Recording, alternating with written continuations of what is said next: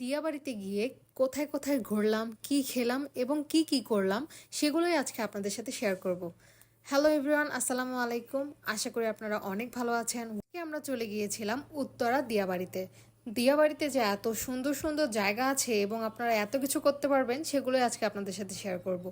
শুরুতেই আমরা গিয়ে নামি মেট্রো রেলের কাছে এবং নেমে একটু আগাতেই রাস্তায় হাতের ডান দিকে আমরা উত্তরা যেখানে কাইকিং করে সেটা দেখতে পাই। তো এখানেও মোটামুটি একটু ভিড় ছিল। তখন বিকাল 4টা বাজে এরকম। তো একটু পরে কিন্তু ভিড়টা আরও অনেক বেশি হয়ে গেছে, 2 গুণ 3 গুণ হয়ে গেছে। তো আমরা চিন্তা করলাম যে আচ্ছা ঠিক আছে, কাইকিং করা যাক। এর আগে কখনো কাইকিং করা হয়নি, তো আমরা 2 সিটের একটা কাইকিং টিকিট কেটে আমরা উঠে পড়লাম। আধা ঘন্টার জন্য 2 সিটের 2জনের জন্য 200 টাকা নিবে এবং 3জনের জন্য 300 টাকা নিবে, সেম আধা ঘন্টার জন্য। তো একটু ভয় লাগছিল, কারণ হচ্ছে এটা একটু দুল ছিল। বাট কাইকিং বোর্ডে ওঠার পর যে ভিউটা একদম খুবই অসাধারণ, এত ভালো লাগছিল, একদমই নিরিবিলি। আর বিলটা মোটামুটি অনেক বড়।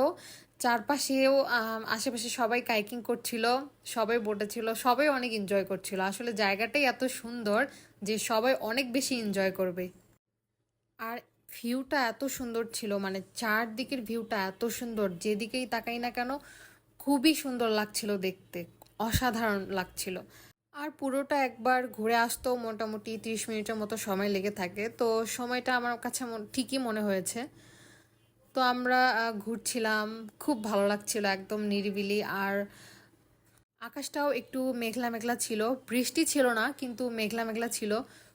এত সুন্দর লাগছিল, আপনারা দেখতেই পাচ্ছেন আকাশটাকে কত সুন্দর লাগছিল, এবং সব কিছু মিলিয়ে সময়টা অসাধারণ কেটেছে, খুবই ভালো লেগেছে। আমার কাছে মনে হয়েছে উইকেন্ডেতে একটু ঘুরতে যাওয়ার জন্য এই জায়গাটা একদমই পারফেক্ট। আপনারা চাইলে একদিন গিয়ে ঘুরে আসতে পারেন। তারপর আমি ভাবলাম যে আমি নিজেও একটু বোটটা চালাই।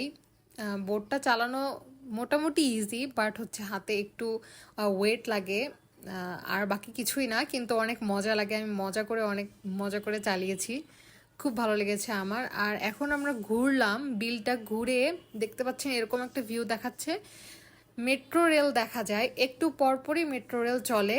আর খুবই সুন্দর, মানে এত সুন্দর ভিউ, ওই যে দেখতেই পাচ্ছেন মেট্রো রেল ছেড়ে দিয়েছে অলরেডি, চলে যাচ্ছে। একটু পরপরে যাচ্ছে আসছে, যাচ্ছে আসছে, এগুলো দেখতে আসলে অনেক ভালো লাগে।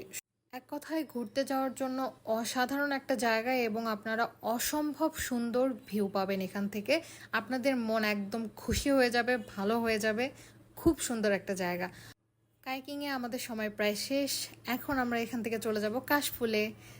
দেখতেই পাচ্ছেন আমরা অলরেডি কাশবনে চলে এসেছি, মানে উত্তরার 4 সাইডে আনাচে কানাচে সবখানে শুধু কাশফুল কাশফুল এবং কাশফুল।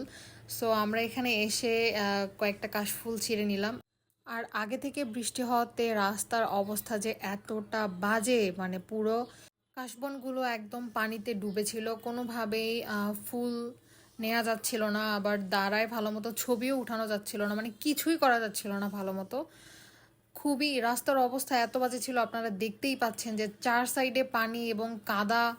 আর শুক্রবার হওয়াতে ভিড়টাও একটু বেশি ছিল, তাই আমরা এখানে বেশিক্ষণ থাকিনি, অল্প কিছু ছবি তুলেই চলে গিয়েছি বউবাজারে।